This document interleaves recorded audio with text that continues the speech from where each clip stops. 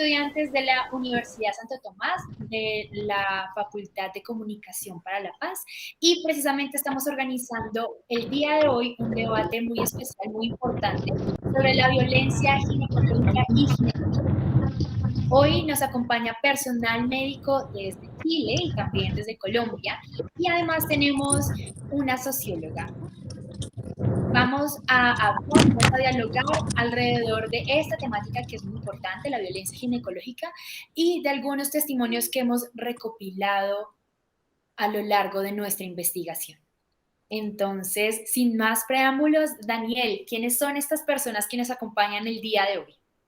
Claro que sí, bueno, agradecemos a todas aquellas personas que nos están siguiendo desde las redes sociales y los invitados que tenemos para el día de hoy. Quisiera empezar por nuestra socióloga Lina Aldana. Ella es socióloga de la Universidad Santo Tomás y actualmente ella se encuentra cursando la maestría de planeación para el desarrollo de esta misma universidad. Hola Lina, ¿cómo estás? Hola Daniel, hola Tana, de trabajo. Buenas tardes, doctora. Muchas gracias por la invitación. Bueno, espero que les pueda colaborar con este tema tan importante del día de hoy. Creo que sí, Lina, muchísimas gracias a ti por aceptar nuestra invitación. Además de ello, tenemos a la ginecóloga y obstetra Carolina Wilker, quien pertenece a la agrupación de ginecología de Chile. Buenas tardes, doctora, ¿cómo está? Hola, buenas tardes, súper bien. Gracias por invitarme. Disculpen que como me atrasé un poco, estoy aquí entre manejando pero voy a estar escuchando y comentando. Como dijeron bien, soy parte de la agrupación de ginecólogas Chile y bueno, uno de nuestros objetivos también es poder participar en los máximos espacios posibles que tengamos para poder hablar de estos temas, de todos los temas que en general vulneran los derechos sexuales y reproductivos de las mujeres, donde la violencia ginecológica y ginecobstétrica son unos de los más representativos, desgraciadamente. Así que eso, feliz de poder estar aquí y poder compartirles un poco lo que pasa en nuestro país.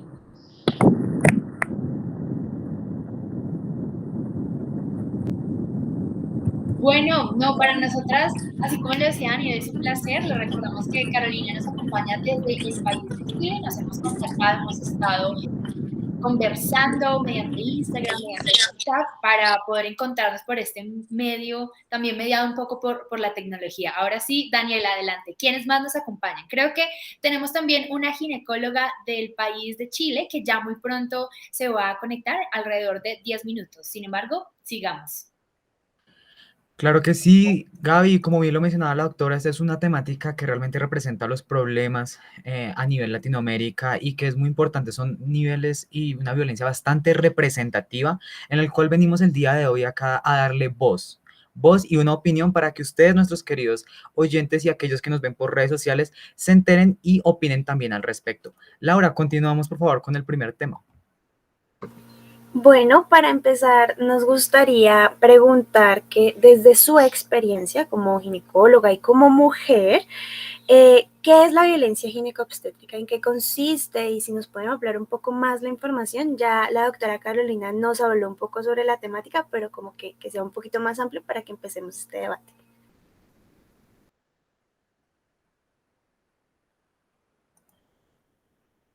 Si quieres, empezamos contigo, Lina. Ok. Bueno, según lo que he investigado, he estudiado y de investigaciones que incluso han hecho en mi facultad, tengo una chica que hace poco se graduó con una maestría en ese tema. La violencia ginecobstétrica es la violencia que se genera por parte del personal médico a las mujeres que están en etapa de embarazo, en el parto y en la etapa posparto. Es aquella violencia que se da en cuanto a los procedimientos, ¿sí?, que se lleva durante el parto, el acompañamiento que se genera durante los 9 meses en que la mujer está pues en su estado de embarazo, con comentarios, cuando no se le explica a una mujer, por ejemplo, los riesgos, cuando no se le aclaran las dudas, cuando una mujer no tiene el suficiente tiempo para hablar con su médico de cuáles son las consecuencias de cómo puede ser un parto, donde una mujer no tiene sabíamos, no puede acceder a toda la información y tampoco siente el acompañamiento.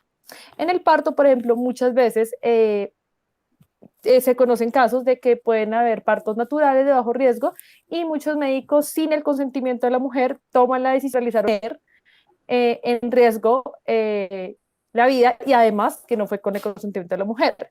Y también en los temas, no solamente procedimientos, sino en algunos comentarios que se puede realizar por parte de los médicos a las mujeres en estado de embarazo. En Colombia, por ejemplo, muchas mujeres, tanto que quedan embarazadas a mayor edad, o sea, ya después de los 40, como de las adolescentes son las que reciben esos comentarios de rechazo. Eso es lo que en este momento se tiene tipificado como violencia ginecobstétrica en Colombia. No sé si la doctora Carolina desde Chile nos puede hablar un poco más el tema. El tema, claro, la definición, a mí no me gustan mucho las definiciones porque cuando uno trata de entrar en una definición se escapa tanto lo que significa y al revés, a veces abarca más de lo que realmente es. ¿Por qué? Porque habla de cosas súper concretas y el proceso del embarazo en sí es una experiencia súper distinta a una mujer. ¿A qué me refiero? Voy a hilar más fino. La posición de litotomía, que se habla mucho de la posición de litotomía en el contexto de la violencia ginecobstétrica. Sin embargo, yo tengo 2 hijos que están aquí atrás mío, de hecho, y que los 2 nacieron yo los parí en posición de litotomía y yo en ningún minuto me sentí violentada, fue una elección mía. Entonces, el tema de la violencia ginecobstétrica, y ojo, es ginecobstétrica, no solamente obstétrica, porque está muy en boga el tema de la violencia obstétrica, pero en la práctica la violencia ginecológica existe y existe mucho, y está muy ligada a la violencia obstétrica. Hay que empezar a abordarla también porque las mujeres están vulneradas también en sus consultas ginecológicas cuando deciden, las pacientes más de 40 años deciden embarazarse y que le digan así como no sé, allá si se entiende lo que es por aquí, se te pasó la micro, que no significa que ya como que ya te atrasaste. Ese tipo de comentarios, o por ejemplo, no sé, el otro día hablaba con una que el traumatólogo le había estado preguntando por qué no congelaba óvulos, pero insistentemente, entonces son cosas que no proceden. Estoy de acuerdo que efectivamente la violencia ginecobstétrica son ¿cómo se llama? Cosas que están hechas por el personal médico, pero ojo, no solamente por el personal médico, es todo el entorno que está alrededor de una paciente que está viviendo una situación. Por ejemplo, tengo una paciente hospitalizada porque acaba de tener un mortineonato o un óbito y llega la persona que limpia, entra a limpiar. Entonces ahí se escapa del profesional médico, que también son personas que irrumpen un poco en estos espacios que las mujeres deberían estar protegidas. Y la forma de evitar esto y de protegerla es el conocimiento, que las mujeres entiendan cuáles son sus derechos, cuáles son sus opciones y que dentro de estas opciones puedan tomar decisiones con respecto a los procesos. El proceso de la mujer, no solamente el embarazo. Eso. Claro que sí, doctora. Y precisamente como bien lo hemos denominado, esta es una violencia que podría ser catalogada una violencia oculta, ya que generalmente no se tiene mucho conocimiento de parte de la población general acerca de todo este tipo de sucesos. Y me gustaría que nos compartieran en este momento un poco acerca de cómo una mujer puede identificar este tipo de violencia, cómo poder diferenciar entre el proceso, digamos, médico normal o el proceso, digamos, desde otras personas considerado normal, a cuando ya te estás pasando y estás un poco alterando y ya pasando a ser violencia ginecobstétrica. Doctora, cuéntanos. Yo creo que ahí el primer punto a considerar, uno de los más como indispensables, es la sensación de incomodidad. ¿Ya? En el momento en que la mujer se siente incómoda con algún procedimiento, con algún comentario, hay que cuestionárselo. Hay que seguir el instinto y no es que uno le diga ya, bueno, pero ya, te dijeron esto o te hicieron tal procedimiento y a ti como que te hizo sentir incómoda, entonces lo increpaste al médico o a la médica, le dijiste. La verdad es que la mayoría de las veces cuando se están dando estas situaciones de relaciones tan verticales, una mujer no va a ser capaz de increpar. Entonces no es algo que uno tampoco puede enseñarles a las mujeres a identificarlo y enfrentarlo sobre la misma. Entonces, ¿qué pasa? lo primero que yo le enseño a mis pacientes, que mis pacientes no son tan chicas, pero desde los primeros controles ginecológicos les enseño que tienen que empoderarse, que la atención ginecológica, y obviamente después va a venir la obstétrica, es de ellas. Y como es de ellas tienen que saber tomar el control de las situaciones, de las decisiones que se toman con respecto a ellas. Entonces, si uno desde los primeros controles ginecológicos enseña a las mujeres lo que significa empoderarse, a la larga va a poder enseñarles que estas situaciones de incomodidad no son normales, y si es que no pueden increparlas en el minuto, eso está bien, también tranquilizarlas de que estuvo bien que no pudieran hacer nada al respecto en el minuto, pero que después cambien de médico, se alejen, dejen un reclamo, hagan cosas. Claro que sí, Carolina. Bueno, queremos hacer una pequeña pausa. Se acaba de conectar nuestra invitada Libertad Méndez, también ginecóloga de Colombia. Muchísimas gracias por conectarte y bienvenida a este debate, a este conversatorio que estamos llevando a cabo, dirigido por la Universidad Santo Tomás. Un poco para contextualizar a nuestro público que también se acaba de conectar, si usted se acaba de conectar quizás, estamos hablando de violencia ginecológica y violencia ginecobstétrica. Y al principio empezamos definiendo como tal qué es esta violencia. Nosotras nos arriesgamos con esta primera pregunta, no porque no tengamos una investigación previa, sino porque nos encontramos con muchas dificultades al momento de definir la violencia ginecológica. Tenemos dos conceptos que los podemos encontrar en diferentes espacios, como violencia y aparte ginecología, pero no encontramos una definición general que nos ayude como a ampliar qué es una violencia ginecológica, o al menos en el país de Colombia. Además, mi compañero Daniel y Laura estuvieron haciendo una salida de campo en una institución en específico. Le estuvimos preguntando a diferentes doctores qué es una violencia ginecológica en Colombia, la cual definieron como inexistente, como es algo que se tiene como un tabú, como un mito que en realidad no existe. Entonces, digamos, como encontrarnos también como con ese choque de definiciones en este conversatorio y en esa salida de campo, siento que es muy enriquecedor, no solamente para nuestra investigación, sino para nuestro público en general. Libertad Méndez, estábamos hablando precisamente de las condiciones que debemos tener en cuenta al momento de asistir al ginecólogo, a la ginecóloga, para evitar este tipo o para identificar como tal la violencia ginecológica. ¿Qué nos podrías recomendar como tal a nuestra audiencia y a nosotras y nosotros? Hola, bueno, primero que todo saludar, agradecer la invitación, y como mi acento ya acusa, yo soy chilena. Soy activista por la violencia ginecobstétrica y acá estamos trabajando en la mesa legislativa por la ley de violencia ginecobstétrica. Así que justamente la definición de la que tú conversabas también fue tema de debate acá en relación a cómo hacer la legislación, entendiendo que el parámetro de definición puede ser amplio. Y yo creo que eso es muy importante cuando tú decías que vamos a un espacio. Cuando no hay educación sexual integral, cuando no tenemos idea de cuáles son nuestros derechos, cuando no sabemos qué es lo que nos pasa en el cuerpo, muchas veces somos sujetas de abusos, somos sujetas de mentiras o mitos o aprovechamientos. No estoy diciendo que todos o que todos los profesionales de la salud, pero sabemos que estas violencias se producen justamente porque tampoco tenemos la idea de dónde poner el límite o hasta dónde uno puede entender que es el marco de acción, o este dolor parece que no debería estar ocurriéndome. Para nosotras acá al menos uno de los temas muy importantes tiene que ver con la anticoncepción desde el punto de vista ginecológico y la esterilización quirúrgica para las mujeres que no han tenido hijos o hijas, justamente porque se nos dice, yo digo que estamos en la Edad Media, porque nos dicen, ¿y qué opina el marido? O sea, ya asumen que uno está casada, para empezar, si es que tiene pareja. Y segundo, nos preguntan también, hola Lore, y segundo nos preguntan también que se van a arrepentir. La infantilización que vemos repetida una y otra vez de como la decisión que yo tome no es tal como yo lo estoy diciendo, sino que siempre va a estar sujeta a este padre patriarcado desde la medicina, donde el doctor sí sabe que yo me voy a arrepentir, que parece que yo sí quiero tener hijos y que lo que yo estoy decidiendo no es correcto.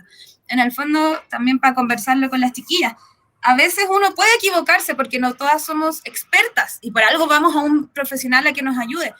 pero si tienen una idea clara y esta persona sienten que no les está escuchando, básicamente ahí no es, porque puede ser que uno esté equivocada, pero también tenemos espacio para donde podamos expresar esa equivocación para que nos informen y nos eduquen, porque la falta de educación sexual sigue siendo un tema transversal en Latinoamérica.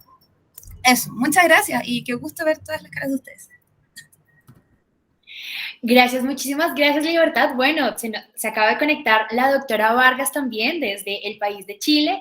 Queremos saludarte y bueno, gracias por unirte a este espacio académico tan importante que está dirigido por la Universidad Santo Tomás. Gracias, doctora Vargas. ¿Cómo está? ¿Cómo se encuentra?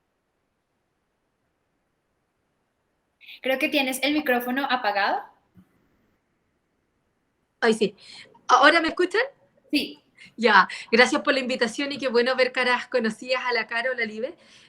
Me atrasé porque tuve una cesárea de urgencia. Y me encantó así como conectarme y escuchar a la Libertad hablando.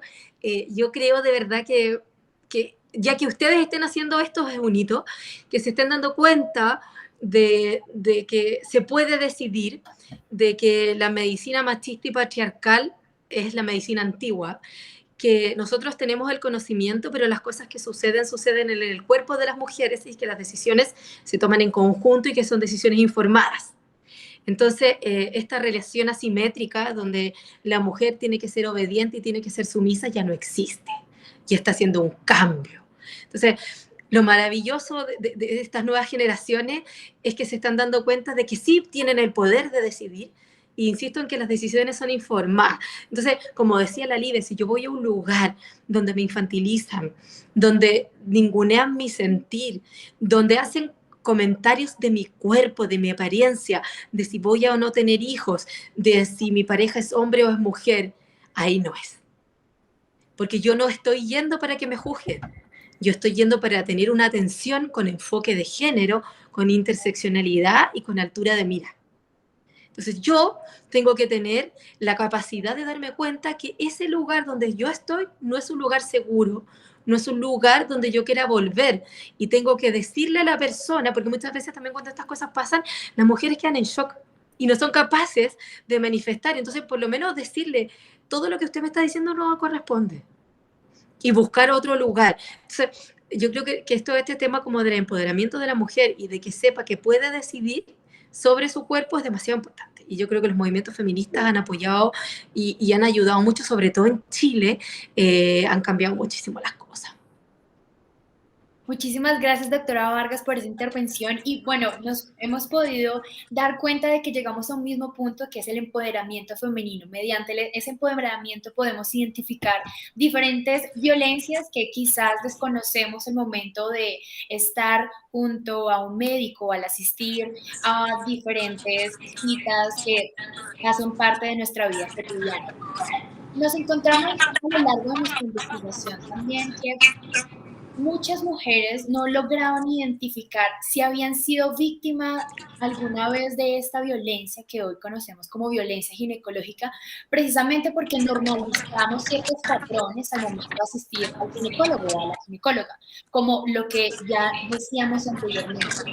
Discriminación por cierta orientación sexual o una discriminación también por la edad o digamos ciertos estereotipos que se llevan a cabo en las citas o en las consultas. Queremos saber, nuestra tercera pregunta y lo que queremos debatir a continuación es si creen que las entidades de salud o el sistema de salud promueve de alguna manera el autoconocimiento de las mujeres para poder evitar o poder identificar esta violencia ginecológica. Empecemos por la doctora Carolina.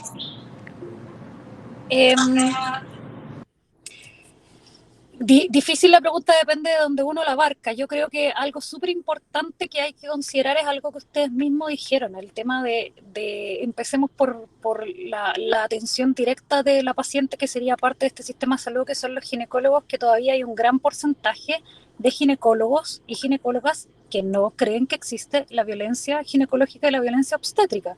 Y desde ese punto, partiendo ya estamos pésimos, porque si no creemos que algo existe, es porque estamos literalmente diciendo que la persona que está sintiéndose incómoda y se está cuestionando si alguna vez ha sufrido de esto, está mintiendo, o está exagerando, o todas las palabras denostativas que podemos usar para cuando recibimos esta historia. Y en la práctica, cuando uno se sensibiliza levemente con esta situación y empieza a preguntarlo y empieza a buscarlo, prácticamente todas las mujeres han vivido alguna situación en sus atenciones ginecológicas, desde las más leves y probablemente poco trascendentales, que no le han producido grandes traumas, hasta mujeres que realmente quedan tan traumadas que no pueden volver al ginecólogo. Y estamos hablando de ¿qué? De una especuloscopía dolorosa, de me tratan siempre de gorda y no importa por lo que yo vaya, me mandan a bajar de peso y en verdad yo lo único que quiero es que me hagan el Papa Nicolau, entonces en verdad no me lo hago hace 10 años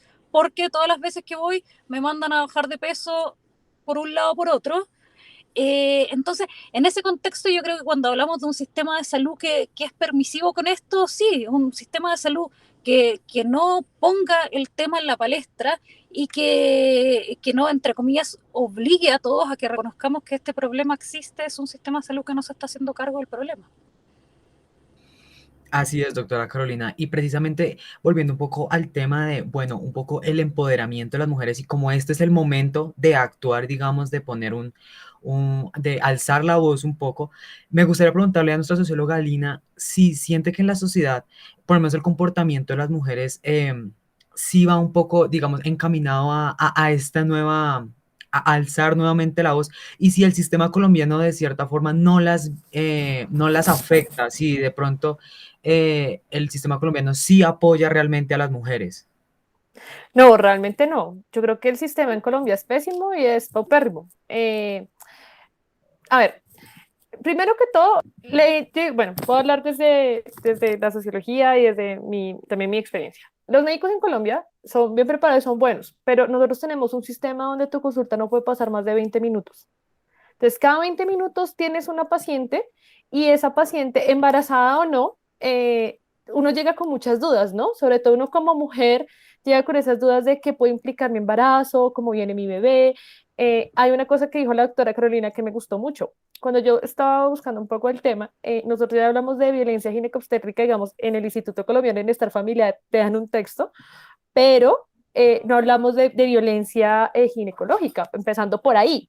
Entonces, ese ya es un primer error. Nosotros no tenemos como ni el tiempo, o sea, el médico no nos puede dar el tiempo necesario para de verdad tener una atención de calidad. Y aparte, cuando tú llegas a hacer esa consulta, son 10 minutos sentados en un computador, un médico tratando de mirar por encima y sus respuestas se vuelven toscas. Entonces, es un sistema que no te apoya, es un sistema que no te da garantías. Aparte de eso, en Colombia, las mujeres no tenemos todavía lo que decían las médicas también, la doctora Libertad y la doctora Vargas, nosotras no tenemos todavía la voz, porque es cierto, y su pareja, ¿qué dice? Y usted, incluso si yo quiero operarme y no quiero decidir no tener hijos, usted tiene que pasar por una consulta psicológica. Si usted puede asumirlo, si tiene un hijo, lo podemos estar pensando, pero preferible tenga dos o más, porque es que te puedes perder de las ganas de ser mamá cuando yo de mujer puedo decidir si de verdad quiero o no quiero. Pero realmente es un sistema que a nosotros no nos ayuda, nos tiene totalmente hundidas, es un sistema que nunca nos empodera, ni siquiera, era lo que hablábamos que era un debate con Daniel, en los temas, digamos, del aborto y eso, ni siquiera tenemos conocimiento de cuáles son nuestras formas de prevenir, ni nuestra pareja ni siquiera lo conoce, la educación sexual en Colombia es nula. O sea, seguimos siendo un país, siempre le he dicho, Colombia es muy morrongo, seguimos siendo un país totalmente morrongo. Entonces, eso hace que realmente haya un sistema de salud que sea, revisas pacientes, sales rápido de él, llenas la historia clínica y ya. Y tú no puedes, y si no, pues vaya a Google o pague una consulta particular, si usted quiere que la atiendan por más de 20 minutos, y ese ahí es el tema. Y creo que hay algo muy importante. En Colombia no solamente tenemos que hablar de violencia ginecobstétrica, yo creo que tenemos que empezar a hablar también de violencia en la ginecología en general, ¿no? Eh, a veces presentamos síntomas y uno va y uno le dice al doctor, pero en 20 minutos un doctor no te puede explicar mucho y es inconcebible. Entonces el sistema no te apoya para nada y no nos empodera. Creo que nos estamos empoderando de otras maneras, con investigaciones y con movimientos. Eso es lo que nos está ayudando y nos está empoderando. Así es, bueno, vemos un factor muy diferenciador aquí como en esta conversación que tenemos desde Colombia y desde Chile también. Si quisiéramos saber qué piensa la doctora Libertad y la doctora Vargas frente a este modelo de salud que ustedes como doctoras desde Chile pueden evidenciar, si hay un apoyo como tal en las mujeres, si hay una identificación desde el sistema de salud de esta violencia ginecológica. Libertad, adelante. Gracias. Acá, de hecho, hace algunos años, más o menos 3, la presidenta del Colegio de Matronas dijo que la violencia obstétrica en Chile no existía.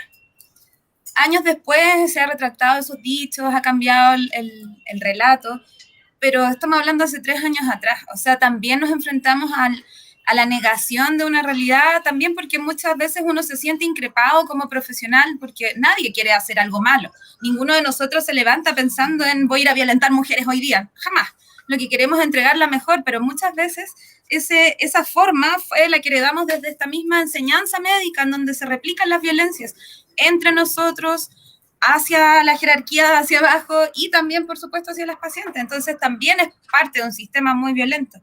Y agregar también que efectivamente la diferencia público-privada en cuanto a los tiempos es así brutal, brutal.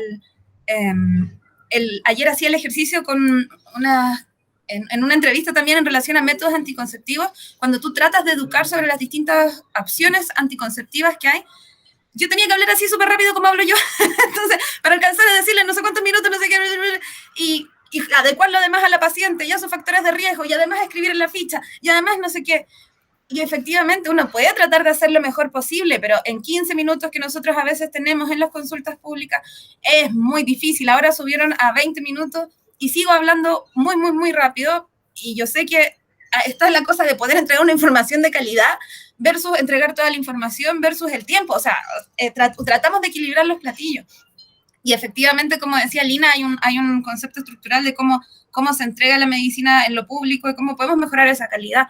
Y claro, y a veces, y ojo, y eso también lo hemos visto en los estudios de acá de Chile, que no es una prerrogativa del servicio público la violencia ginecobstétrica. En lo privado también se produce, lo que pasa es que es mucho más escondido, se da en otros ámbitos, no necesariamente en el grito o en lo físico que se puede dar durante el parto, que es como parte de lo que tradicionalmente hemos visto que se replica, pero existe tal cual, existe y cada día existe menos, porque cada día hay más y mejores ginecólogas en los espacios.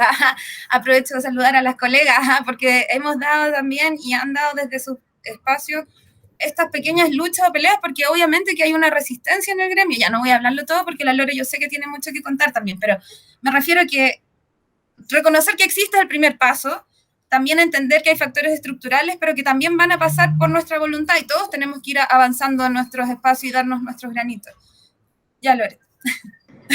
Es que igual me encanta escucharle a las chiquillas. A ver, yo creo, por ejemplo, es verdad lo que dice la Libe, de lo que dijo la presidenta del Colegio Matronas, pero así como en Chile está el Colegio Matronas, está el Colegio de Ginecólogos, estamos como los descolgados, como Ginecólogas Chile, que somos estas 60 ginecólogas con enfoque de género, que damos la lucha, que hemos participado. Cuando, por ejemplo, en pandemia no había acceso a la anticoncepción, dimos la lucha para que no hubiese necesidad de tener recetas, nosotras mismas dimos las recetas. Nosotros somos una plataforma educativa, que estamos todo el rato dando educación, dimos la lucha, por ejemplo, para que se hiciera la vacunación de COVID a las embarazadas. Entonces, constantemente estamos participando en una ley que se llama Ley Adriana, que tiene que ver con la ley de violencia obstétrica, estamos participando en la ley Dominga, que tiene que ver con la ley de duelo perinatal. Entonces estamos dando muchos frentes de lucha por los derechos de la mujer, y el Colegio de Matronas también tiene un grupo de descolgados que es ASOMAT, y estamos todos metidos en algo que se llama la coordinadora. Ahí también está la libertad. Entonces hay mucho movimiento en Chile y que está como movido por los grupos feministas. Entonces, así como muchas de nosotras que estamos en esto, en nuestro lugar de trabajo, también nos molestan, a veces hay comentarios hostiles, a la vez también la gente y las mujeres llegan a la consulta y dicen, yo la busqué porque usted tiene enfoque de género, por lo que usted dice, por lo que usted habla. Por ejemplo, la Caro Winkler está súper metida, y la Libe también, en todo lo que es la neurodivergencia, mujeres con con trastorno del espectro autista, con un montón de cosas. Entonces, es todo este tema de ampliar la mirada y ver que todos podemos ser diversos. Hay muchas colegas también metidas en todo lo de la diversidad sexual. Entonces, toda esta cosa como mucho más de tener una mente más amplia, no cuadrada, y de que las mujeres se empoderen y que lleguen a la consulta y que si algo les pareció mal, sean capaces de decirlo. O sea, yo la cantidad de relatos de violencia ginecológica y obstétrica que escucho en la consulta es brutal. Yo muchas veces parto de la consulta diciendo, estás en un lugar seguro, tranquilo y de confianza. Cuéntame qué te pasó. Y, por ejemplo, no sé si la Caro o la Live hablaban de, por ejemplo, de un mal examen ginecológico. Yo me dedico a sexualidad, todavía no tengo el máster, que lo estoy realizando, y la cantidad de mujeres con dispareunia, vaginismo, vulvodinia, solo por un mal examen ginecológico. ¿Cómo se le puede echar a perder la vida a esa mujer por eso? Entonces, las mujeres, yo creo que tienen que empoderarse y tienen que saber sus derechos, sus deberes, y tienen que hacerlos valer. Y nosotros como médicos, médicas, también tenemos que saber que la cosa no es como antes, ¿cachai? Que ya no son patrones de fondo que llegan y hacen. Que hay que ser respetuoso, que hay que explicar. Hay un video de Ginecólogas Chile que hizo nuestra colega Dalia Saldía, en el que se habla y se explica el examen ginecológico. Y se le explica a la mujer todo lo que se le tiene que hacer. Y todo el examen debería ser así, aunque tengamos 10 o 15 minutos, la mujer debería saber lo que se le va a hacer. Es demasiado importante. No es como ya ábrete de pata y te metes al espéculo, ¿cachai? Eso es violencia. Y está demasiado normalizada la violencia. Entonces muchas veces las mujeres, hasta que no leen un post o ven un comentario, no se dan cuenta de que fueron violentadas. Y eso es brutal. No quiero tampoco acapararme todo el tiempo, así que cedo la palabra. No, muchísimas gracias. Toda esa información que nos están brindando desde diferentes perspectivas, desde la medicina, desde la sociología, como nos contaba anteriormente Lina, amplía como tal esta definición que tenemos de violencia ginecológica y ayuda no solamente a nuestra investigación, como ya lo veníamos diciendo, sino a todas las personas, a todas las mujeres que tienen acceso como tal a esta transmisión. Nosotras nos dimos a la tarea de empezar a estudiar un poco una población. Tenemos una red social conocida como Instagram, que yo sé que ustedes están familiarizadas con ella, y nos tomamos el atrevimiento de realizar 3 preguntas bien importantes. La primera era, ¿cada cuánto asiste a una cita ginecológica? Y nos encontramos que no, la mayoría de mujeres no asiste ni siquiera una vez al año y no asistió a lo largo de su vida ni una vez a una cita ginecológica, precisamente porque ha escuchado de voz a voz, a diario, que ha tenido una mala experiencia, que no es necesario, que la experiencia no es cómoda, no es satisfactorio y que no logra como tener un resultado óptimo de esa cita ginecológica. La segunda pregunta que hicimos era las razones por las cuales las mujeres no asistían a una cita ginecológica y nos dimos cuenta que era la mayor razón por la cual la mujer no asiste en Colombia o al público que nosotros elegimos, que es un grupo de mujeres que sigue nuestra página, es que tiene miedo a que la experiencia o esa asistencia sea dolorosa y por eso no va. Ha escuchado experiencias de sus amigas, de sus familiares, de sus mamás, de sus abuelas, que ir al ginecólogo es sinónimo de que sea doloroso. Y por último tenemos que la mayoría de mujeres con un 81% de respuesta no conoce los protocolos que se debe tener como tal en una consulta ginecológica. Y volvemos a lo mismo, a lo que ya veníamos nombrando, esta normalización que tenemos como tal de que la cita o la consulta ginecológica sea dolorosa, que nos enfrentemos a diferentes comentarios como mujeres que nos disgustan, no logra que podamos identificar como tal esta violencia. Bueno, seguimos con la cuarta pregunta. Y precisamente esta pregunta va enfocada a la última estadística que nos da nuestra compañera Gabriela y ya la doctora Loreto lo tocó un poco, y es al respecto del conocimiento que deben tener las mujeres que van a una cita a una ginecóloga o un ginecólogo, a una cita en general. ¿Cuáles son las estrategias y si consideran que es correcto? Porque pues ya la doctora Loreto nos dijo que sí, pero pues la pregunta ya sería más enfocada en las otras invitadas. ¿Consideran que es correcto que deban tener esa información? ¿Cómo es la estrategia que deberían implementar para dar esa información de cuáles son los pasos a seguir y cuáles son los protocolos dentro de una cita de ginecología. Podemos empezar, yo creo que con Libertad.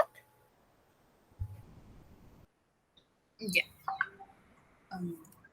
Sí, adelantamos un poquito, pero lo primero es el espacio, es la escucha activa, el aviso de cada una de las acciones que van a hacer sobre nuestro cuerpo y la consulta y la petición de permiso. A veces es tan obvio que uno va a hacer tal o cual cosa, pero... Y cuando uno pide permiso a veces es raro, ¿en serio? Como, hola, permiso, te voy a examinar. Pase nomás, como, es primera vez que me dicen esto. Porque de verdad, y lo que ustedes decían de lo que habían encontrado de que no iban a consultas por dolor, es un problema grave y que se repite. Y me voy a aprovechar este pedacito porque yo sé que las chiquillas van a complementar lo otro, porque eso evita, por ejemplo, que se hagan los exámenes preventivos.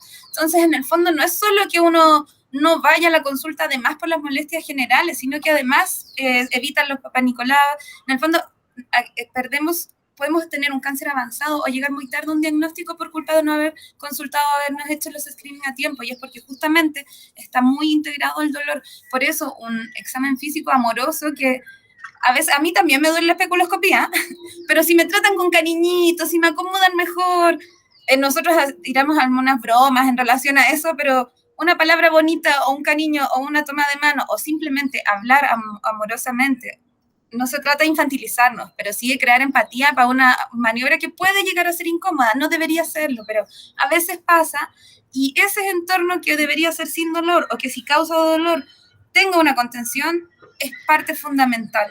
En el fondo, sentir que le importamos al tratante. Y yo creo que también va por ahí, porque puede ser el médico más avanzado o el que tenga así, el que sea más hábil en la cirugía, pero si no somos capaces de encontrar un espacio de terapia física o del tipo que sea, no, el proceso de salud para el que acudimos a un tratante no funciona. Eso, Caro, para que sigan ustedes. Creo que sí. Y me gustaría preguntarle a nuestra socióloga Lina Aldana si siente que las mujeres, como bien lo comentaba la doctora Libertad, están siendo tomadas en cuenta en la sociedad colombiana por parte del personal médico. Realmente sí sentimos, bueno, las mujeres sienten un apoyo en el doctor, un apoyo de un hermano cercano al cual le pueden contar, digamos, todas estas circunstancias por las que están pasando. Yo voy a hacer, a ver, el problema social es que uno saca de particularidad generalidades, ¿no? Pero me va a traer una generalidad y es no. Veníamos en mi caso particular, yo te tengo un médico maravilloso, él es muy lindo, él ha sido muy querido, se nota que se preocupa por uno, pero cuando nosotros vamos a estas consultas, digamos, yo precisamente el lunes tengo mi primera cita de ginecología, con 30 años y tengo mi primera cita, ¿no? O sea, calculen cómo es el tema en Colombia. Nosotros tenemos un desconocimiento muy grande, porque siempre que te mandan a ginecólogos cuando ya es algo grave. Tengo 2 miomas en este momento, entonces, tienes miomas, ya puedes ir al ginecólogo, ya no te puede ir el médico general. Y entonces empieza el terrorismo, porque las mujeres somos terroristas, no, eso duele, y eso, miren, cuando me hicieron la ecografía, yo llegué muy asustada, di con una muy buena médica, me dijo, relaja las piernas, ella me empezó a explicar, di con una muy buena mujer. Pero, por ejemplo, en el caso cuando nos hacemos anualmente, se me fue el nombre del procedimiento anual. ¿Cómo se llama? ¿La citología? La citología. Es muy diferente, ¿no? Las enfermeras a veces son muy toscas y lo que dice la doctora Libertad es cierto, de pronto un poco de amabilidad puede generar que nosotras tengamos un poco de acercamiento. En Colombia pasan 2 cosas. La primera, lo que yo les decía, el sistema médico te obliga a que todo tiene que ser ya. Tienes que ver 13 pacientes al día, entonces tienes que entrar, salir, te toman la muestra y las personas que te atienden van a 1000. No te dan una explicación, entonces no hay amabilidad, porque todo es como, ya, tiene que ser dicto facto, te quitas el pantalón, te subes en la camilla, ábreme las piernas, y te meten eso, tienes a mí hace poco la última citología, la chica me dijo, como tienes mi cuello uterino está inflamado, pero fue un comentario como, tienes el cuello uterino inflamado, pero nunca me dijo, ven, tienes que ver eso con el médico, claro, uno sale como, y te vistes y te vas, y el que sigue, entonces uno sale como, ¿será que estoy bien? ¿Cuál es el paso a seguir? Y el paso a seguir es que entonces si te puede tratar el médico general, él te trata a veces con mucho amor, a veces con el mismo afán, pero nosotras no tenemos conocimiento de lo que nos puede producir nuestro cuerpo. Entonces también ahí hay un tema. Las mujeres en Colombia, lo que yo les decía, nosotros en educación sexual es muy baja. A nosotros nos enseñan es cómo no embarazarse, use condón. ¿Sí? Cómo prevenir una enfermedad, use condón. ¿Sí? Pero nosotros nunca nos enseñan más allá de decir cuáles son los métodos anticonceptivos, cómo me puede afectar a mí como mujer, incluso cómo un hombre puede ayudarme a, a planificar, porque ellos también tienen que estar inmersos en los procesos. ¿Sí? Que ellos también, digamos, uno también a veces siente una visión a la pareja, uy, me trataron súper feo, pero uno queda como con ese sinsabor y no sabemos cómo reaccionar ante eso. Y realmente no, nuestro sistema no permite que haya ese acercamiento entre paciente y médico. Y como hay un desconocimiento, porque nosotros las mujeres no sabemos, nosotros no sabemos cuándo tenemos que ir, cuándo podemos acceder a un ginecólogo, en qué casos tenemos que ir. Nosotros no tenemos una medicina preventiva en Colombia. ¿Sí? Muchas veces lo que decía la doctora Libertad, muchas veces te das cuenta y ya tienes una enfermedad avanzada o tienes unos miomas avanzados, ¿sí? Que no sé hace cuánto, digamos, uno los pueda tener o tiene ciertas cosas avanzadas que realmente tú ya llegas a esa instancia, es cuando ya tu médico dice, no, en general no puede, toma. Y además hay otra cosa en Colombia y es que una cita con un especialista se puede demorar mucho tiempo. O sea, yo fui muy de buenas, a mí ayer me la dieron para el lunes, la puedo decir, yo estoy ahorita muy de buenas, pero he tenido casos de compañeras que duran 6, 8 meses esperando una cita con ginecología y que por temas de dinero, pues obviamente uno espera la atención, pero realmente no la hay. Creo que es un sistema que no nos ayuda y que aparte de un sistema pues de salud que no nos ayuda, un sistema educativo que no nos informa y no nos ayuda a empoderarnos en estos temas. Así es, Lina, muchísimas gracias por esa intervención también muy, muy valiosa desde la parte, no solamente desde del personal médico, sino también como paciente que asiste a estas consultas ginecológicas que son protagonistas en esta conversación. Carolina, adelante, sí queremos saber como tal qué piensas al respecto de esta pregunta ya formulada. Yo creo que hay dos cosas súper importantes que ya lo hemos discutido, la falta de educación a nivel del origen del gobierno, que decía que es un tema que tiene que existir. Entonces a veces hay que tomarse espacios, que es un poco lo que hemos hecho con la agrupación Ginecólogas Chile en Chile, y no hemos tomado este espacio de educación comunitaria donde las redes sociales no son un gran aliado. Ese es uno de los caminos para poder, porque en el fondo hay cosas generales que estos videos de que hablaba la Lore, de donde enseñamos a qué es lo que te tiene que hacer tu ginecólogo, cómo un examen ginecológico es una de las herramientas, y otra también, para no alargarme tanto, que quiero compartir en el fondo, que es lo que le hemos estado dando duro últimamente, es a que como profesionales de la salud nos eduquemos en el tema de las diversidades, porque, o sea, una cosa es que ya con la mujer cis hetero nos cueste mucho dar una atención respetuosa y que no dolorosa, que no le produzca ninguna consecuencia a largo plazo, pero más encima tenemos todas las diversidades y no solamente las diversidades sexuales. Por ejemplo, la paciente que ha tenido puras parejas mujeres y que por tener puras parejas mujeres todos sus ginecólogos consideraron que no le tenían que hacer un Papa Nicolau en su vida, que es de lo más frecuente. Suma y sigue, y también el otro tipo de diversidades, por ejemplo las neurodiversidades, que estamos tan acostumbrados a que los trastornos del espectro autista en las mujeres prácticamente no estén diagnosticados, que no sabemos, no las conocemos, no conocemos cómo son mujeres con trastorno del espectro autista, no sea que sea muy extremo, y la mayoría de los casos no son extremos, por ende no entendemos que a esas mujeres las tenemos que tratar de una forma particular, darles un espacio particular, darles una ambientación particular. Entonces, esos son dos caminos que para mí son indispensables. Primero, lo que es educación comunitaria a través de las redes sociales por agrupaciones que se vayan formando.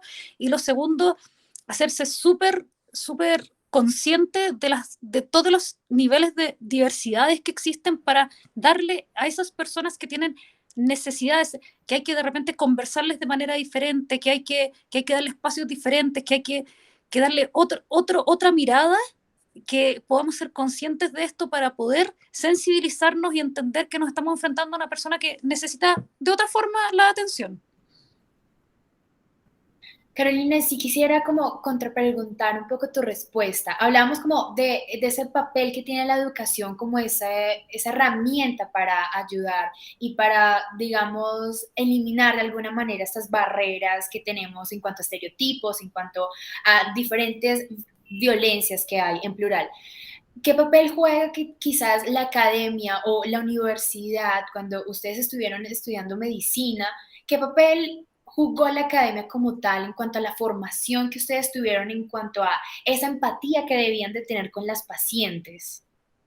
Nos- ¿Hubo nos- alguna quizás no, o era nada, nos enseñaron cómo no hacerlo, cómo tenerle miedo a las pacientes, cómo considerar a las pacientes como alguien que no sé cómo no decirlo peyorativamente, pero como que teníamos que nosotros, o sea, fue una medicina totalmente patriarcal, en que nosotros sabíamos lo que ellas necesitaban y ellas no sabían, por ende nosotros se los teníamos que explicar y si no lo entendían se los teníamos que obligar y así aprendimos y todas, absolutamente ninguna de las mujeres que en este minuto estamos tratando o sea, estamos entendiendo con enfoque de género, absolutamente todas estamos de acuerdo en que nos hemos tenido que deconstruir de la forma en que nos enseñaron la medicina. Entonces, estamos tratando de ocupar estos espacios.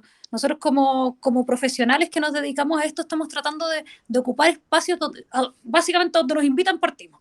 Entonces, si nos invitan a hacer cursos con enfoque de género a las universidades, si nos invitan a conversatorios, si nos invitan a debates, para nosotros son espacios que entendemos que son necesarios para que todos vayan un poco adentrándose en cosas que no las sabemos de memoria, no las sabemos 100%, pero que las llevamos tanto tiempo discutiendo y debatiendo que a veces podemos dar ese enfoque y dar esa mirada a otras personas para que no les pase lo mismo que nosotros, que después estén a los 30 y tantos años diciendo, demonios, ¿cómo no me di cuenta de esto antes? Libertad, adelante, vi que alzaste la mano, adelante. Oh, es que necesito contar una anécdota, porque además está quedando grabada, entonces quiero que quede para la posteridad, porque yo egresé y fue muy difícil el enfrentamiento, como decía Carolina recién, es muy duro porque uno se enfrenta a la violencia externa, a la violencia hacia nosotros y nosotros también reproductores de la violencia. Uno es cómplice, es víctima, es victimario y trabajar eso y hacernos cargo. Como la primera cosa es partir a hacernos cargo de nuestra propia falta también y de reconocer nuestros dolores y pasarlos por terapia o pasarlos por el espacio que sea para poder transformarnos en personas capaces de poder sanar a alguien. Y uno de esos pasos para mí muy importante fue conversar con la doctora Vargas, que está acá, porque de verdad que hayan espacios donde alguien te escuche y te valide desde la no violencia, desde el entender que no estás tan solo haciendo esto, porque estamos hablando que años atrás esto hacía más difícil y más atrás más difícil. Entonces uno va como haciendo camino al andar, pero encontrarse con compañeras que son capaces de enfrentar a las pacientes desde el amor, desde la empatía. Y no quiero sonar hippie o tal vez como una espiritualidad barata, quiero decir que de verdad podemos construir relaciones sanas desde la medicina con nuestros pacientes sin necesidad de pasar por el martirio de una formación que es violentadora y que violenta a quienes la ejercen y a quienes la reciben. Y que por eso mismo estamos tratando de cambiar y también y sobre todo desde los espacios del sistema público, que es donde la mayor parte de la población se atiende. Entonces siento que estos espacios son muy importantes porque si la doctora no me hubiese validado de que yo no estaba loca, probablemente yo habría seguido replicando las prácticas que me habían enseñado porque era lo socialmente aceptable dentro del gremio. Entonces no es como que uno llegue y empiece a hacer las cosas de una forma y que el parto respetado está otro. Uno no puede llegar y hacerlo porque además terminan de una manera bien despectiva, sobre todo cuando uno es más chico o cuando uno está recién saliendo. Entonces, para mí fue muy importante y agradezco públicamente, no, de verdad que creo que justamente esos pequeños gestos que ella no sabe, entonces por eso lo dije acá, son los que pueden abrirnos espacio y que son estas sororidades y estas como apañas que permiten, y también se los digo a ustedes, para que podamos seguir juntándonos, creciendo, y además que estamos hablando de hacer salud, nada más. Eso, dale, Lore. Linda, Libe, yo tampoco sabía, gracias. Lo que pasa es que al final los que queremos ser factores de cambio siempre somos como las locas en los lugares, o sea, las tres que estamos hablando aquí son como las locas, ¿cachai? Donde uno trabaja es la loca, y se burlan y te dicen cosas, pero si no nos validamos y no nos apoyamos entre nosotras, esto no va a ser posible. De hecho, hoy día una colega que trabaja en un hospital público en Chile publicó un plan de parto que con mucho trabajo logró que saliera. Los planes de parto en las clínicas privadas, en los equipos de parto respetados en Chile funcionan. En la mayoría de las clínicas privadas no se utiliza, pero hay pequeños núcleos donde está apareciendo. Y pensar de que eso fuera en un hospital público era imposible. Entonces ella lo logró en San Felipe o en los Andes, no me equivoco, que es en una provincia lejos, o sea, un par de horas de Santiago, que no tiene mucha plata, no tiene muchos recursos, y ella logró que ese hospital y todos los consultorios o los lugares más chicos que dependen de ese hospital le entreguen este plan de parto y la mujer lo elabore. Eso es un hito importante, porque siempre se dijo que los lugares sin recursos, sin posibilidades, eso era imposible, y ella lo logró, y es una realidad, y se publicó, y ahora todas las mujeres están llegando a las clínicas con ese plan de parto, y lo están pidiendo, y los colegas les están diciendo que eso es imposible, y eso es mentira, porque si en un hospital público que no tiene recursos se puede, en las clínicas se puede, y están todos vueltos locos diciéndole, pero ¿cómo? Eso no es posible, y es posible, ¿cachai? Entonces una colega sin medios, solo con las ganas y su equipo lo logró, y está dejando la escoba. Es la Pauli Zúñiga, y tiene hoy día a los colegas de cabeza vueltos locos diciéndole a sus pacientes que eso no es posible, y sí es posible. Y ella es la loca de su hospital. Entonces todas las locas estamos generando cambios. Y en 20 años más vamos a dejar de ser las locas porque vamos a estar todas locas iguales. Bueno, de verdad muy enriquecedora todo lo que estamos diciendo, muy motivador también como para futuras generaciones, no solamente de médicas, sino también de diferentes disciplinas. Queremos compartirles a ustedes, nuestras panelistas, y a nuestro público que está conectado también aquí a través de nuestro YouTube Live, una crónica que realizamos en conjunto con diferentes mujeres que nos dieron su testimonio al momento de asistir a una cita ginecológica. Entonces, las dejamos. Si logran escucharlo, por favor, coméntenlo en el chat. Muchas gracias.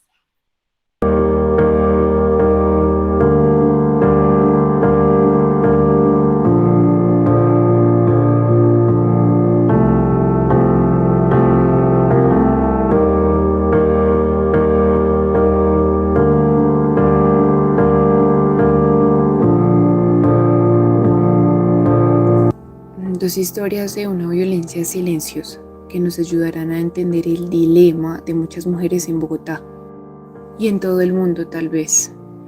La fuerza que logran sacar entre situaciones deshumanizadas. En la ciudad de Bogotá, el 23 de agosto de 1979, los titulares de los periódicos del país estaban invadidos por la aterradora noticia de la caída del avión APRO HK-1101 en el barrio Marco Fidel Suárez. 2 días después, a unos 8 minutos del lugar del impacto, se encontraba la señora Fabiola Torres en la clínica San Rafael, en espera de dar a luz a su tercer hijo, sin imaginarse que sería este el parto más doloroso. El pequeño Iván ya estaba preparado para salir del vientre de su madre, cayendo la noche y sin un rayo de luz asomándose en los pasillos del hospital debido a una falla de luz. El tercer parto, que fue con mi último hijo, estuve en el hospital San Rafael. Me llevó una hermana y yo ya iba a tener mi hijo, era ya. Entonces, cuando llegué al hospital San Rafael no había luz. ¿Qué pasó? El celador me subió alzada. Me dijo, siéntate en la camilla. Bueno, me tocó sola. Cuando yo me sentaron en la camilla, salió mi hijo. Cuando llegó el médico, ya estaba mi hijo. Yo prácticamente tuve a mi hijo sola. En medio de una sala llena de dolores de parto, Fabiola esperaba asistencia médica, la cual llegaría muy tarde.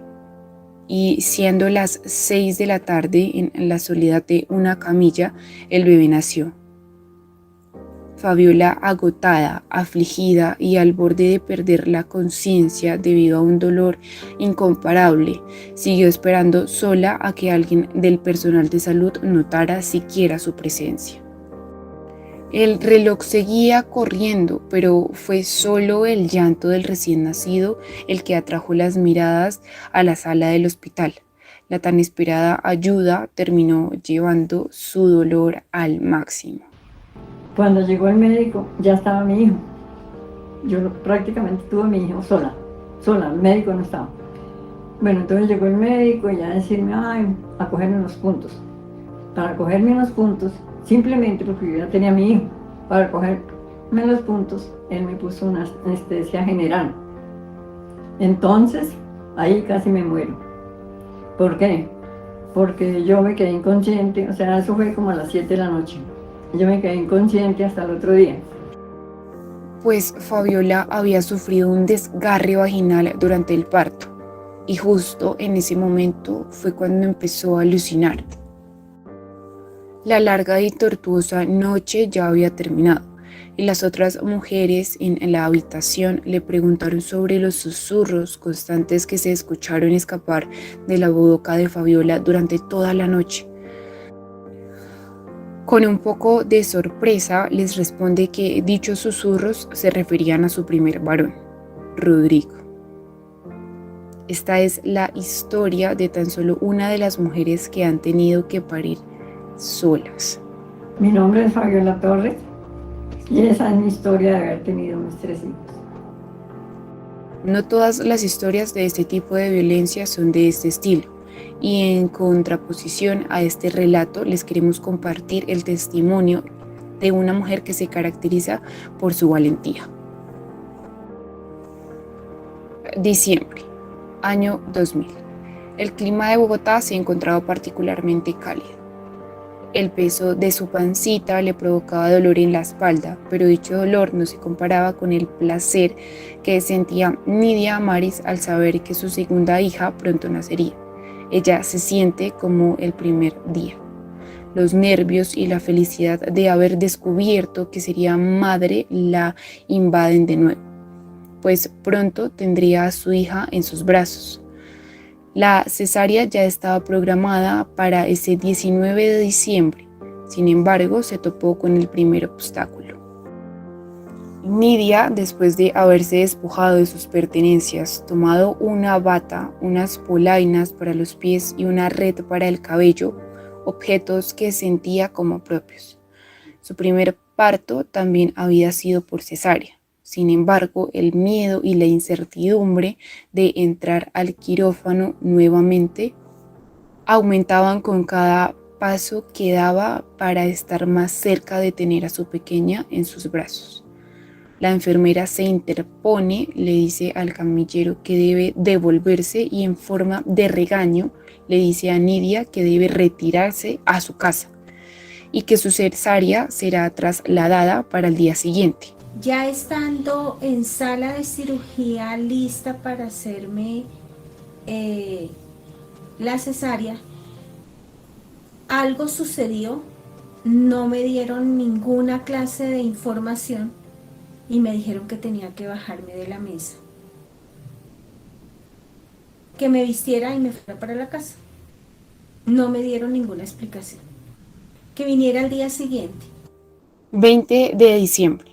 La ilusión de Nidia crecía a medida que se acercaba a la clínica, pero tenía un poco de miedo, pues no sabía si la harían retornar de nuevo a su casa. Ella entendía que su embarazo no estaba a término.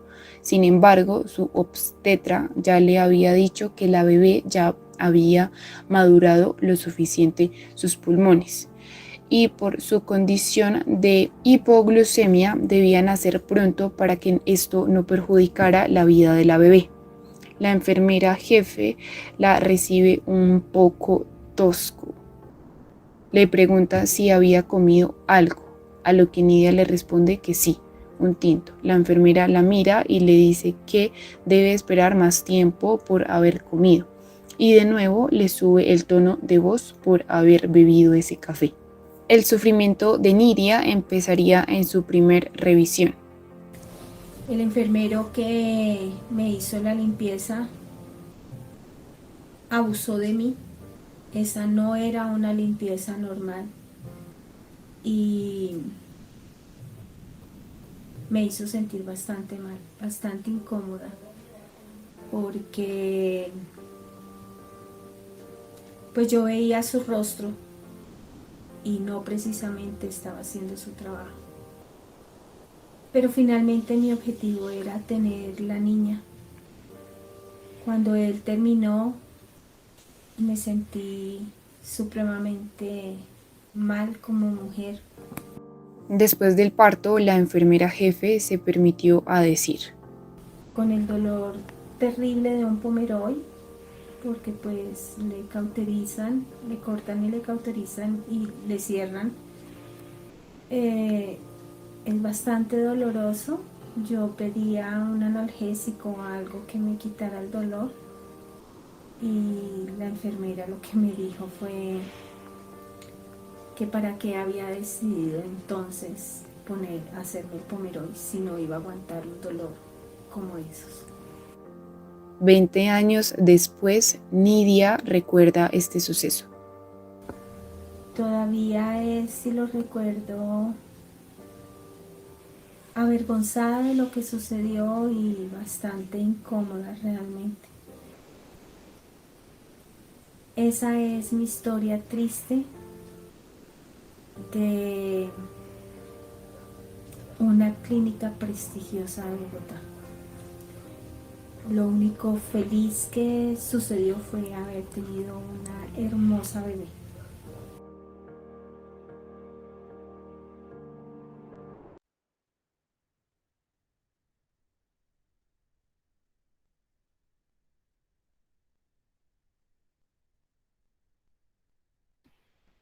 Bueno, esa es la crónica que realizamos a lo largo de nuestra investigación. Tuvimos el acompañamiento de 2 testimonios, como lo pudieron ver, 2 mujeres de diferentes edades, y hablamos como tal de una violencia ginecológica alrededor del parto.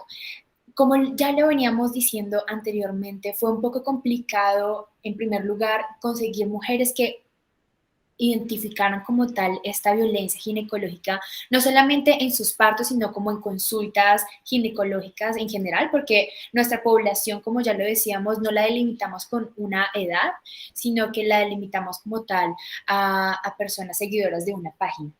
Y por otro lado, nos encontramos con mujeres que habían tenido malas experiencias con partos como tal. Entonces, sí nos gustaría saber, conocer quizás su opinión o que quisieran comentar frente a estos testimonios que logramos ver en las crónicas.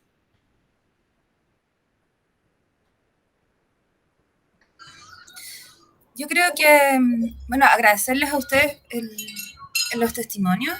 Se siguen parando los pelitos, aunque sea así en esta forma virtual. Hay una idiosincrasia latinoamericana, parece, en la enseñanza de la medicina y en la forma en la que ejercemos, que sigue replicando con otro acento y en otra latitud, pero los mismos tipos de violencia, la misma forma, el abuso en ciertos espacios de mucha fragilidad. Lamentablemente sigue apareciendo al día de hoy. A nosotras también nos llegan a veces testimonios de mujeres que no saben, por ejemplo, si tal o cual práctica durante la consulta era efectivamente algo que debía pasar o no. Entonces, por eso era muy importante cuando tú conversabas, Gabriela, el punto de qué es lo que debe y no debe pasar, es real, porque ante el desconocimiento, muchas veces uno se da cuenta ex post del momento de la violencia y la vulneración. Entonces, por eso es tan importante la educación sexual, por eso es tan importante poder enseñarnos desde la primera infancia, adecuando los contenidos a cada una de las etapas de la madurez del desarrollo, pero efectivamente previenen abusos hasta en una consulta médica, hasta en un momento prequirúrgico. No hay no hay reparación en la actualidad para las víctimas del trauma de lo que significa haber sido víctima de violencia ginecobstétrica en sus formas más graves. Entonces, realmente siento que nos presentamos un desafío porque finalmente los mayores avances se siguen dando desde los espacios con más acceso, con más educación, desde un segmento socioeconómico, pero no quiero decir que va a quedar ahí, lo que quiero decir es que tenemos que seguir ampliándolo a esta gran mayoría que sigue, por ejemplo, acá en Chile es muy centralizado también en Santiago, en la capital, pero también el resto de Chile, ¿qué es lo que pasa?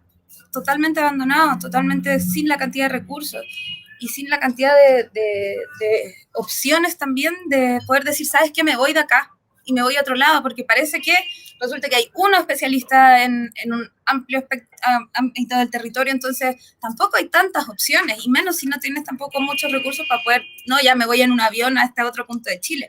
Entonces, y eso también se repite, entonces tenemos ahí lamentablemente la coincidencia de las dificultades del acceso y que creo que para que paren completamente estos testimonios, no va a bastar solamente la mirada desde salud. Tenemos que hacer un cambio grande, cultural, que vaya mucho más allá, pero nosotros vamos a tener que llevarnos la responsabilidad también de iniciar los cambios desde dentro, porque somos mujeres, porque somos ginecólogas, porque somos personas que queremos entregar salud, tenemos miles de razones, porque queremos ser mejores en lo que hacemos, porque no queremos seguir replicando violencia, y eso es suficiente. Entonces, de verdad que ojalá que en unos años más, cuando nos encontremos, o el próximo año, o donde sea, los testimonios sean menos. Muchas mujeres no quieren dar testimonios también porque tienen mucho miedo de que si se encuentran con tal o cual médico puedan recibir alguna, ¿cómo se llama? Algún castigo, o en el fondo algún maltrato o algún sesgo de atención por haber contado. Entonces también hay mucho de no reclamar. Hay algunas funas en redes sociales, pero al final las funas se usan a veces para cualquier cosa y también se pierden como entre lo que es verdad y lo que no es verdad. Pero las denuncias que sí deberían existir, que como las que nos contaban ahí ustedes en los testimonios, a veces también se pierden por los miedos. Entonces, por eso es tan importante distinguir qué es realmente violencia y qué es realmente la doctora o el doctor tuvo un mal día y anda pesado, porque no es lo mismo. Y por eso es tan importante hacer las distinciones, y por eso la educación de cómo debe ser el encuentro terapéutico en la consulta es fundamental. Así que también lo voy a guardar y les voy a copiar el post a las chiquillas, porque realmente hay que hacer difusión de eso como un pie de página, o sea, un pie así de inicio para lo que viene después.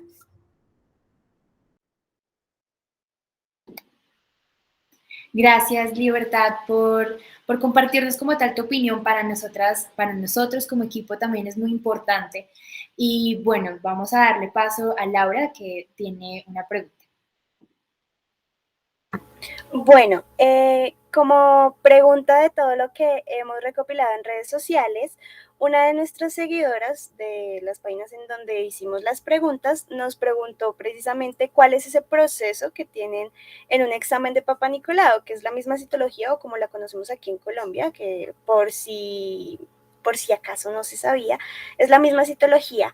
Entonces, ella nos pregunta, ¿cuáles son los pasos a seguir para que yo sepa y no tenga el mismo miedo que tuvieron mis amigas de ir, o inclusive yo no voy a una cita porque no sé qué es lo que me van a hacer?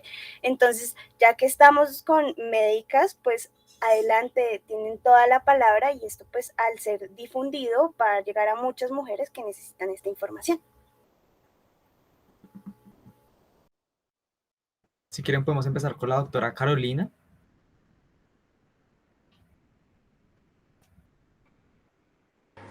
Ya, entonces, como explicar un poquito cómo se hace un Papa Nicolau. Bueno, para hacer un Papa Nicolau básicamente hay que primero hacer una especuloscopía. Ya la especuloscopía es el examen con el cual mediante un especuloscopio podemos observar el cuello del útero, y hay diferentes tamaños de especuloscopio. Entonces, una de las cosas como más fundamentales para poder hacer una especuloscopía y que esta no sea tan dolorosa es elegir un tamaño de especuloscopio adecuado para la paciente, obviamente siempre empezando desde el más chico, ¿no? Hay que empezar desde el más grande. Y hacer ciertas cosas que van a permitir que ese momento sea un momento no tan tenso, que tiene que ver con el ambiente, nuevamente lo que dije antes, identificar el tipo de paciente a la cual nos estamos enfrentando. Muchas veces un Papa Nicolau implica hacer una especuloscopía que demora un poco más, entonces si nos estamos enfrentando a una paciente que tiene traumas con la especuloscopía o que tiene... que le duele mucho, que tiene vaginismo, también podemos hacerlo en 2 partes y empezar con una especuloscopía más corta y una próxima consulta, diferir la parte de la toma de la citología, porque para hacer la citología, dependiendo de la rapidez y de la claridad que uno tenga en el examen físico, se puede demorar unos segundos o se puede demorar un poco más. Y la gracia siempre es tomar una muestra adecuada para que después no digan en el laboratorio que no tomamos una muestra adecuada y haya que repetirlo. Eso principalmente, y una de las cosas que yo siempre les digo a las pacientes que me digan, si les duele y si les está doliendo, me tienen que avisar y no se tienen que aguantar, porque el dolor produce contractura muscular y la contractura muscular perpetúa el dolor y hace que sea un ciclo vicioso donde les sigue doliendo más. Eso, no sé si alguna quiere agregar algo más. Sí, agregar un poco más lo que dice la Caro. Yo, por ejemplo, así como desviación profesional, siempre uso el espéculo más pequeño. Siempre parto con el más pequeño, no uso el grande jamás de principio. Con los años hago que las pacientes dejen la colita como colgando, como con esa sensación de que se van a caer. Les pongo música, les pido como que respiren al son de la música. Yo veo mucha paciente con dificultad de examen ginecológico porque me dedico harto al tema de sexualidad, entonces me derivan muchos pacientes con dificultad, con miedo. Entonces, tengo como toda una técnica como de darle confianza y muchas veces no le puedo hacer el examen la primera vez. Entonces, les pongo música, que respiren con la música, les digo que es un lugar seguro, tranquilo, espéculo pequeño, colita colgando, aplico el método Montessori como de explicarle todo lo que les voy a hacer, no te voy a tocar, no va a suceder nada sin que yo antes te lo diga, como para bajarle la ansiedad, el susto.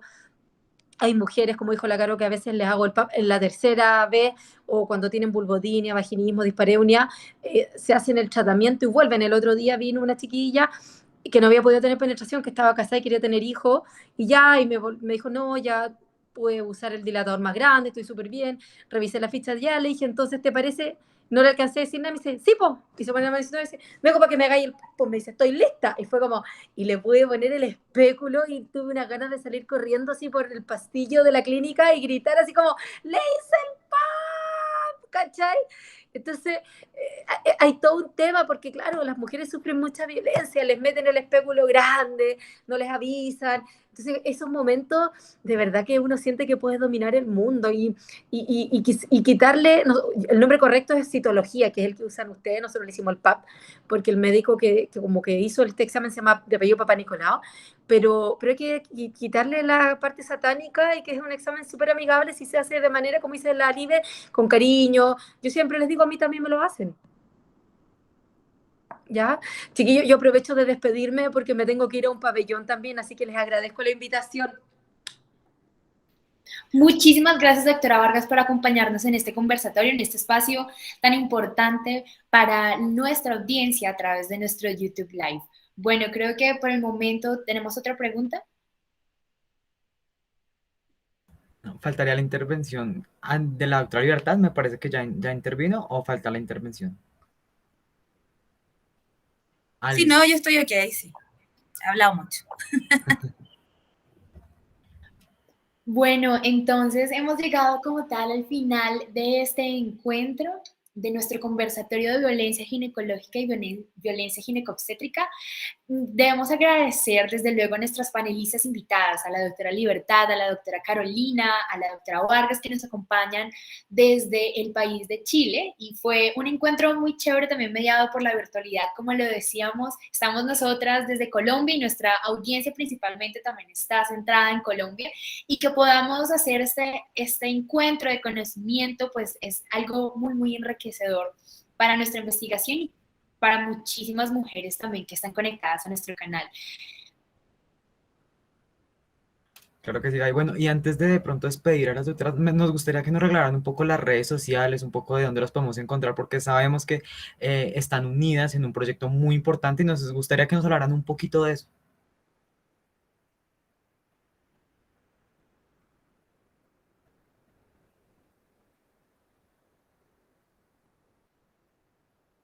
Si quieren, Ya, bueno, el lugar donde nos pueden encontrar a nosotros la asociación es Ginecólogas Chile en Instagram.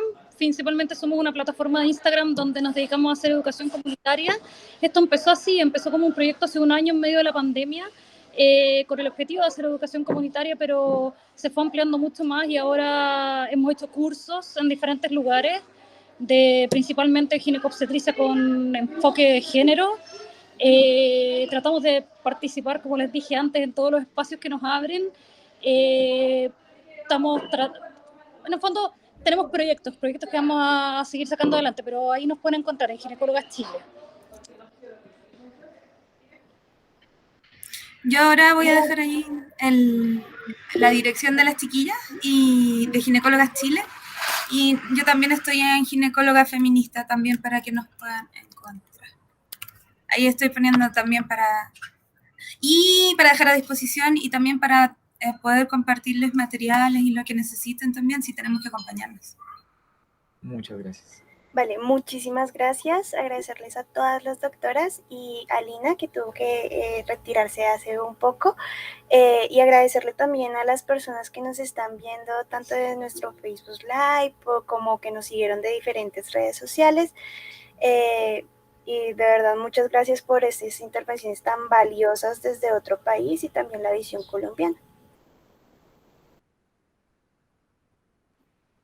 Listo, de esta manera damos cierre a esta transmisión. Muchísimas gracias.